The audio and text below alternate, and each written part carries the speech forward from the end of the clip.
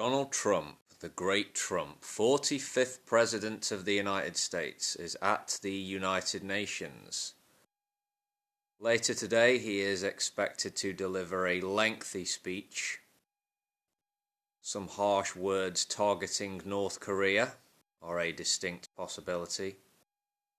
Maybe he'll say something about the Iran nuclear deal also, but he's already said a few things as he sat next to UN General Secretary Guterres at a maiden address, I guess you'd call it. He said, in recent years, the UN has not reached its potential because of bureaucracy and mismanagement. I'm sure he feels that the US is shouldering too much of the financial burden in support of the UN. Trump talked of the need for reform and changing business as usual, as he put it. Bold reforms are needed. He also praised the noble goals and core values of the United Nations. This is an organization that's existed for more than 70 years now. It has done and continues to do essential humanitarian and peacekeeping work. There is much to admire in much of what the UN does, much of its work. But as I've said elsewhere, the organisation is undemocratic and structurally unjust. Trump isn't wrong in thinking this body needs reforming, but I doubt his vision and that of his colleagues matches up with what I would like to see. One could not realistically label the UN a total failure. Its vision of a peaceful world, a world without war, where human rights and the dignity of the person are upheld, are values I subscribe to, as of course many others do. But at the UN, nations are represented, the interests of states are addressed, but the voices of the people are not heard. The General Assembly is not an elected body. It's not a parliament of the world, which is something I think we need very badly. The General Assembly does carry out votes, yes, and it does have deliberative abilities, and it can make recommendations to the mighty Security Council. But it has no legislative ability. Its members are appointed.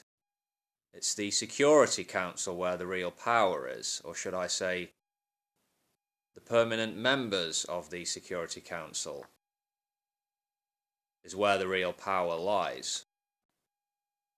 Would it be harsh of me to call the General Assembly a glorified talk shop? Basically toothless. So, Donald Trump, when he was on the campaign trail, said of the UN that it was no friend to democracy, no friend to freedom. There is much truth to what he said, but Trump's overall message is one of nativism and being a moron on the subject of climate change, etc. I'm no fan of Mr. Trump. It will be interesting to see him address the UN today, though. I'm sure he'll manage to anger more than a few people. He's a dangerous man. Anyway, the UN. Can it be reformed significantly? It's possible, but is it likely?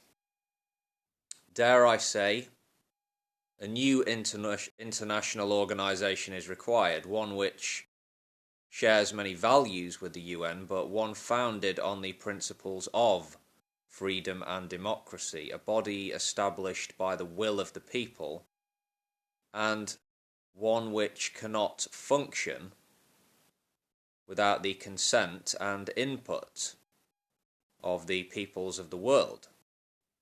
A body where the elected representatives of the people sit, debate, discuss, legislate, and direct world affairs. This isn't a new idea. It's been around a while. Yeah. If certain aspects of the United Nations, some of its essential organs, could be incorporated into this new international body, then well and good. If it serves the interests of global peace and stability, then, of course, it would be a sound move. But one thing I'm convinced of, something has to change. Something has to change significantly. Bold reforms or some kind of organizational dismantling and replacement process.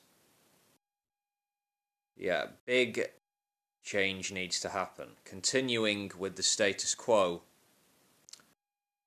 is not the way to go.